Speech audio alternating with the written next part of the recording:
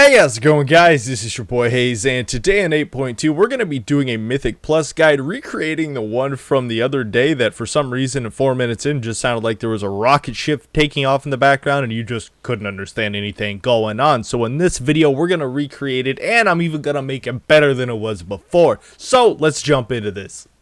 It's who we are, it's what we do, we've come so far, and now we pay the price, so don't even cry. The world is breaking down, and I cannot leave the ground.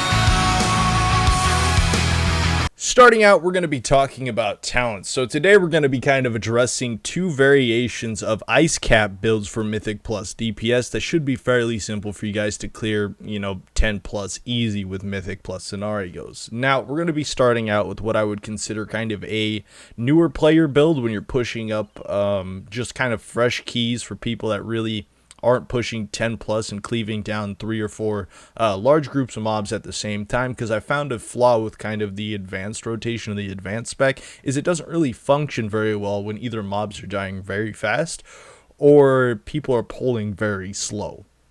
So we're going to go ahead and cover both of these builds. Now, as for kind of the newer player variation to a spec, we're going to go with level 56 talent. We're going to be going with Cold Heart because that's going to add a lot of single target DPS. And of course, it's going to add a little bit of burst DPS when it comes to cleave. It tends to be very well, as the other two talents for this kind of build doesn't necessarily benefit too much for overall DPS in Mythic Plus. As for the level 57 talents with this build, you're going to be using Runic Attune, as you realistically are using way too many runes, using obliterates in your rotation instead of, let's say, Frost Scythe. So you don't really get that many runes back in return in comparison to running Murderous Efficiency over Runic Attune with this kind of variation of build. Now, as for the level 58 talents, we're going to be running either Asphyxiate or Blinding Sleet, considering what you're trying to do, what kind of mobs you're trying to CC. Blinding Sleet's really good, and of course Asphyxiate's really good. You can't really go wrong with either of them, considering. As for the level 60 talents, we're going to be running with this build, Frozen Pulse, because you are going to be dropping a lot of obliterates into, of course, your level 90 talent, Gathering Storms, which is going to increase your overall damage with your Remorseless Winter. Now you can see what kind of build this is going to be at this point. As for the level 75 talents, you're going to be running Wraithwalk for a little bit more mobility, or Death Pact to heal yourself. Now, both of these in various situations can definitely save your life. Like, you may be thinking, hey, it probably doesn't matter. No, there's times that it matters. Trust me. I've been in 10s where, like, the tanks died off, healers have died off, and it's only, like, me and another DPS.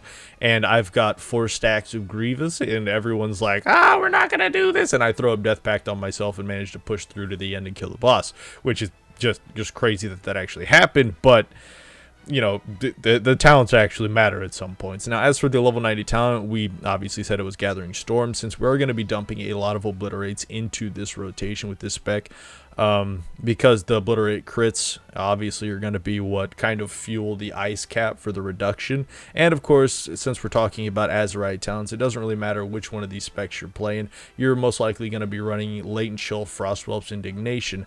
Now, for the advanced spec, you can switch out, let's say, the Latent Chill for a few different ones that increase either your AoE, or you can increase it by using, I gotta look right here, my Azerites. I am brain farting on my Azerites. Icy Citadel, which would be really cool, but I do not have any Azerites right now that allow me to use Icy Citadel and Frostwhelp's Indignation, so I ain't gonna be adventuring there. So Latent Chill does come out to be fairly well. Now, with this spec in specifically, Latent Chill ends up being very good because it's kind of like the way you're gonna keep up your overall single target DPS, or your single target DPS when there's a small amount of mobs in front of you. Because of course, when your Frostwhelp's Indignation comes out, you're going to get a lot of mastery, and that's going to help buff your frost type damage with Latent Chill to deal a lot of consistency with a big burst opener on the target. So we'll go ahead and talk about rotation with this spec. Obviously, we need to talk about the Azerite neck pieces before we can kind of do this thing. With this spec specifically, I like to run the essence of Focusing Iris, since Blood of the Enemy really relies on a lot of consistent AoE coming out for you to benefit off of Blood of the Enemy. Rank 3, obviously, like using your pillar and sending out your dragons will be able to benefit quite a bit of DPS, but overall with this spec you will deal a little bit more DPS with the focusing iris because you don't have as much consistent cleave. So with this spec, it makes it simple for a newer player obviously to come in, click this button on the target and deal hundreds of K of DPS fairly easy just by doing that. But that aside, how are we going to rotate and open on a target?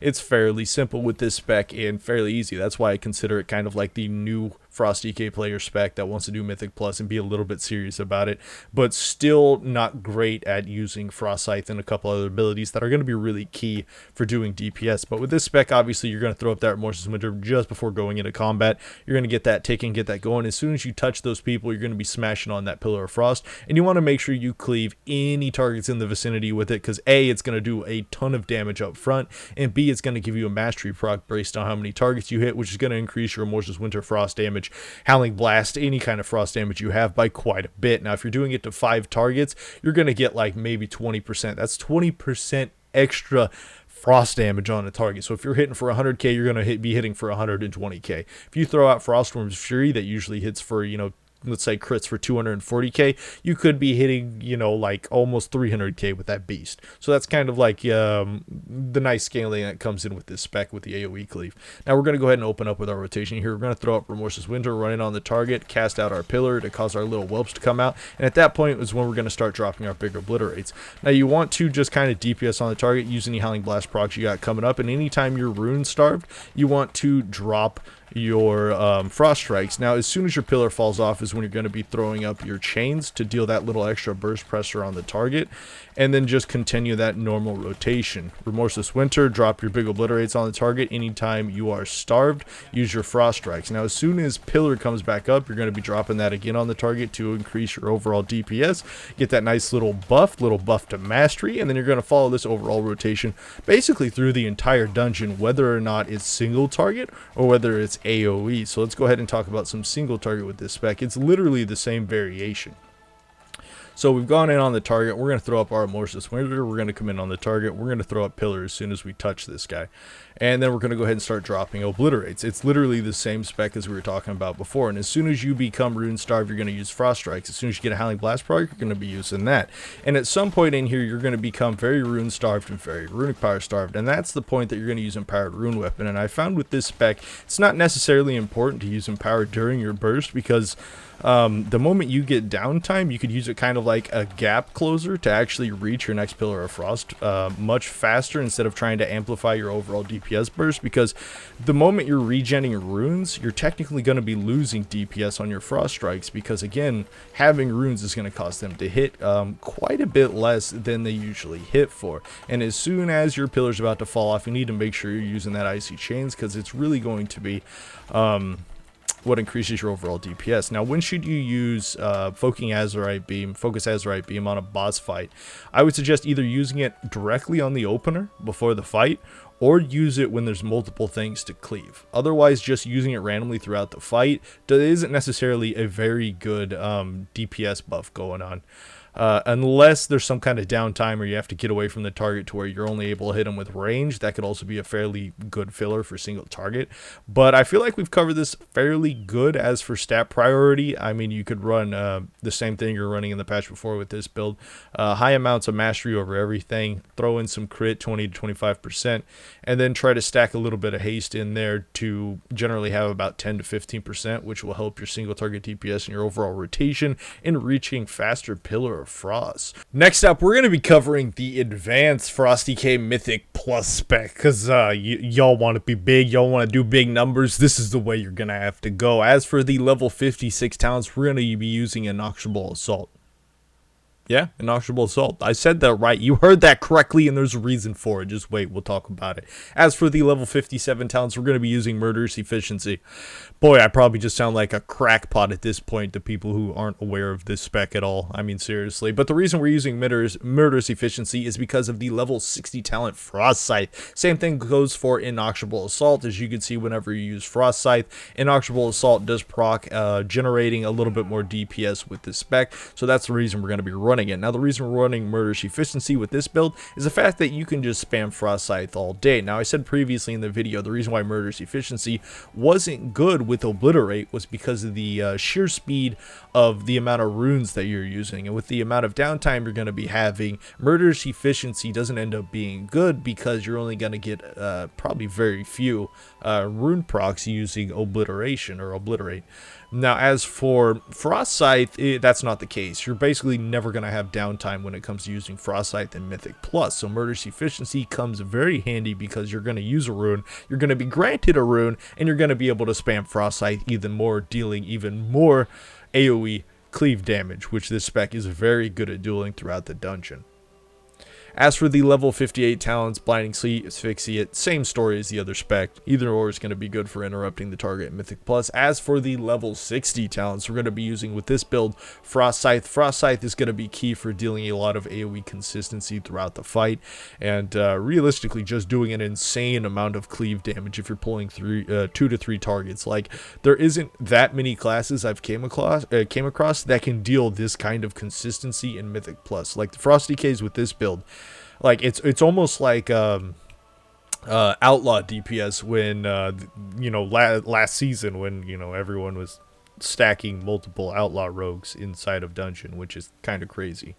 Anyways, talking about the level 75 talents, Death Pack, Wraithwalk, same thing. It does matter which one you use, you just gotta decide which one's gonna be better. You do need to avoid an AoE that's gonna one-shot you, or do you most likely need to survive through some Grievous because your healer's lacking? And it's really gonna be based on your decision here. Now, as for the level 90 talents, the reason we're not using Gathering Storms is because, again, we're not dumping nearly as many runes into our AoE or into using Obliterates to grant us a lot of extra damage from Gathering Storms. We're using Frost Scythe, so we're pumping out, one rune at a time. So you don't benefit from Gathering Storms nearly as much as you would in comparison to using Obliterate. So that's the reason you're using Frostworm's Fury. And also, if you're pulling, let's say, all the way to the first boss inside of a Mythic Plus and you throw out Frostworm's Fury, it's easily going to be one of your highest damaging abilities, dwarfing Remorseless Winter by a lot. So that's kind of like the difference between a starter and kind of like a veteran spec for Frost DKs, is there needs to be synchronized pulling, and you need to know when you're going to pop the majority of these cooldowns for you to really benefit from it in the long run. And you need to be doing big pulls. Big pulls are needed for this spec. All right, as for the level 100 talents, obviously we're going to be running Icecap, since it's going to be the cooldown reduction. Now, the nice thing about running the mix of Frost Scythe and Icecap is basically you're going to get a lot more cooldown reduction than you would with the previous spec. You're also going to get a lot more uptime with Burst, and overall going to be able to deal a lot more overall consistency throughout the dungeon than you would previously with the other spec. Now, what kind of makes this spec hard, obviously, is the rotation, and we do need to talk about Azerite talents real quick. Now, my favorite to use with this spec is Blood of the Enemy. Now, I said previously with the other spec, the reason why we weren't using Blood of the Enemy is we didn't have enough overall consistency with this spec. Obviously, with Frost Scythe, that's not going to be the case, because we're going to have AoE on demand whenever we want it. And also, this ability is going to increase our overall damage with our Frostwhelps coming out, giving us a much larger burst. You guys can kind of see this rotation now. You throw out that Frost Scythe, your Frostwhelps come up faster, you use Blood of the Enemy, big crits coming out, and also you throw that big Frostworm's Fury during Blood of the Enemy with the increased critical chance and, of course, the increased critical damage. It's going to be insane burst in that AoE scenario. Now, as for the off talents with this build, I like to use Essence of the Focusing Iris to grant myself a little bit extra haste. As we know, for single target DPS right now, haste is actually fairly good for Frost DKs. It's really not a bad kind of bad off stats to have, so that's why I'm using Focusing Iris to hopefully push myself up to 15% haste roughly to get quite a bit of more of a single target DPS off, and also kind of shorten that overall rotation to reach my Frostwhelps, because the Frostwhelps are really key for dealing massive amount of damage with this spec, since the mastery that you gain from your Frostwhelps is also going to buff the damage of your Frost Scythe. So we're going to go ahead and go over rotation with this spec here. It's kind of, realistically, it's fairly close to the other specs, but I'd say it's fairly easier to mess this spec up. either not hitting the targets correctly or throwing up the burst correctly overall. So what you got to do with this spec, obviously, it's the same exact thing. Remorseless Winter doesn't do nearly as much damage. So, I mean, you just kind of throw that up when there's AoE. For single target, using Remorseless Winter realistically is kind of a waste, but overall, I'd say use it anyways. So we're going to go ahead and go in on the target, throw up Remorseless Winter. Now, you do need to use Blood of the Enemy before you hit Pillar of Frost, being that A, it's going to increase critical strike chance by 25%. You're also going to get 25% increased critical strike damage, and within that 5 seconds is when you're going to use your Frostwyrm's Fury to deal an insane amount of AoE pressure, if it's up, of course. Now, without Frostwyrm's Fury, you're not going to be hitting the 150 to 200k plus DPS marker. You're going to be hitting around 80 to 100k. On the majority of openers, at least I do with the kind of gear that I have. So let's go ahead and open up on these dummies right here. We're going to throw up Remorseless Winter, we're going to hit Blood of the Enemy, and then of course we're going to use our Pillar of Frost to deal quite a bit of DPS. I'm going to drop a couple of Frost Scythes here to get my stacks on the targets, and then I'm going to throw out Big Dragon there. As you can see, we're hitting that 200k plus marker, and then we're just going to go ahead and follow this up with an AoE Rotation. Now, whenever you get a Howling Blast proc, obviously you're going to want to use that whenever it comes up. Now, in terms of dealing cleave damage, Frost Scythe really isn't that important, but in terms of single target DPS, it is. So we'll go ahead and go over a single target rotation with that fairly soon. So as you can see, why is this one kind of the advanced spec? You're going to have a bit more buttons to manage, a bit more things you need to pay attention to, but overall, this is going to be the better cleave spec for pushing Mythic Pluses with a veteran group. So we're going to throw out that big pillar again and then drop back into the Frost Scythes. As you can see here, compared to the other spec, I'm doing about 20 to like 25k more overall consistent DPS than I was with the other spec, and you know, I don't have certain things holding me back like Cold Heart and things like that. So that's why this is kind of the veteran spec. Now, where the spec kind of slacks is when it comes to single target DPS, and realistically just about all of the Icecap builds kind of have this same flaw, is their single target burst isn't really that great. But even though I was doing dungeons, I was also doing dungeons with Frosty Case that were using Breath Spec, and overall their spec was so broken up that the majority of the time it didn't even matter in terms of single target damage that I was running this. And the reason why I'm running away right now is to hopefully get away from that, you know, DPSW over there, but it's not going to work. But anyways, we're going to go ahead and get into some single target with this Icecap here. It literally, for single target, it is pretty much the same variation. You just won't have the extra burst from Cold Heart, so you do kind of have to make up for it for just kind of like overall DPS. And again, if there is multiple adds, you do want to attempt to cheese them as much as possible. Hit them with your little Frostwhelps, because that's again going to give you more mastery to do more DPS. So when dealing single target on a, you know, pretty much anything at this point, you're not going to be using Frost Scythe. You're going to want to be using Obliterate. If there's 2 to 3 extra targets, obviously you're going to be using Frost Scythe as much as possible. All right, so opening up on this target, you're going to be throwing up, let's say, that big Remorseless Winter. You're going to hit that Blood of the Enemy, and then you're going to smack that Pillar of Frost. Literally the same opener as you were using before. And then soon after, when you start getting a little bit Runic Starve, is when you're going to use that Empowered Rune Weapon. But also keep in mind, if you use your Empowered Rune Weapon when you are, you know, relying purely on your Frost Strikes, it's going to give you runes, and those runes are actually going to make your Frost Strikes deal less damage. So again, you may only want to use that as kind of like a filler to reach your next burst and then completely burst on the target, since the majority of your single target DPS is going to come from the Frost Strikes. Otherwise, it's going to be a bit lacking in comparison. So let's go ahead and open up on this target. Again, you're going to hit your Remorseless Winter. Actually, I'm going to wait the extra 15 seconds and let Frostwyrm's Fury come back up, because the single target DPS would actually be a bit more impressive with Dragon. Obviously, it'll probably go from like 35k up to, you know, 40k or something like that. But with Lust, you could actually hit 50 to 60k DPS, which is fairly nice with an Icecap build. Definitely not as strong as Burst as a Breath build, but overall consistency is going to just blow Breath out of the water. So we're going to go ahead and throw up Remorseless Winter here. We're going to throw up Blood of the Enemy. We're going to throw up our big pillar, and we're just going to start dropping as many Obliterates as possible, stacking up those debuffs on the target, and then we're going to hit it with Dragon, doing, you know, 160k. And we managed to hit like, you know, 50k DPS. Not that bad. I mean, it's really not that different than what we're doing on PTR, honestly, with the Icecap spec that everyone is excited for. And we're just going to go ahead and finish off the overall rotation here, literally doing the exact same thing as we were doing with the AoE, which, in my opinion, is fairly simple. So with this spec, you really do have to kind of make up for the single target with consistent AoE throughout the dungeon. You're really going to have good openers.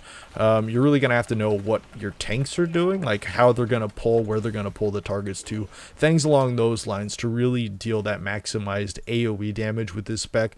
But overall, if you practice with it, I guarantee you'll be topping DPS in the majority of your dungeons. Really without effort. Like, I've been crushing dungeons pretty hard using this cleave spec. Well, I hope you guys enjoyed this video. Leave a like if you did. Comment down below if you have any questions, and I'll do my best to answer them for you. Now, what kind of viability do I believe this spec has? Right now, I'm pretty sure this spec is on top of the list for Frosty K's and Mythic Plus, the advanced one, obviously. It's just really strong. Like, overall, I don't think we've seen a spec have this much consistent AoE since, like, Outlaw Rogues. So, I'm pretty excited, and I've been having a lot of fun playing this spec in Mythic Plus, which I didn't even know if I was going to be playing too much this expansion, considering I'm not going to lie, I've been playing a lot of Fallout 76. I played it during the free week. Oh boy, that was a mistake. But anyways, guys, again, leave a like if you enjoyed this video. And of course, until next time, this was your boy Hazzed.